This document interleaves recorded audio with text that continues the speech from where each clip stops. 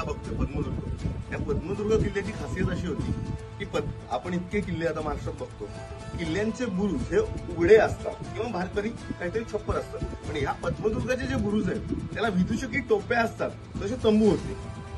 आता हे आपल्याला समजलं कसं, तर इंग्रज सरकारकडे अलेक्झांडर नावाचा एक हायड्रोग्राफर होता. तर त्याचं काम काय होतं की समुद्रातून जे किल्ले दिसतात किंवा भूभाग दिसतात त्यांचे नकाशे आणि चित्र काढणं. तर त्या व्यक्तीनं पद्मदुर्गाचा आणि जंजिऱ्याचा नकाशा काढलाय, त्यांचे चित्र काढलेत आणि त्या चित्रामध्ये प्रत्येक बुरुजावर टोप्या आहेत असं त्यांनी काढलंय. आणि त्या टोप्यांची निशाणं म्हणजे हे इथे बेस्टॉन दिसतात बघा, म्हणजे आपण जुने वाडे असतात त्यांच्या बाहेर लाकडी खांब उभे करायला जे ठोकळे बनवले जातात, हे ठोकळे ह्या बुरुजांच्या वरती बनवण्यात आले. ह्याच्यात लाकडी खांब लावून त्याच्यावर तंबू लावले जायचे, जेणेकरून इथे असणाऱ्या माणसाला उन्हाचा त्रास होऊ नये, वातावरणाचा त्रास होऊ नये, जेणेकरून तो स्वतःच्या पोस्टवरून हल्ला नाही पाहिजे.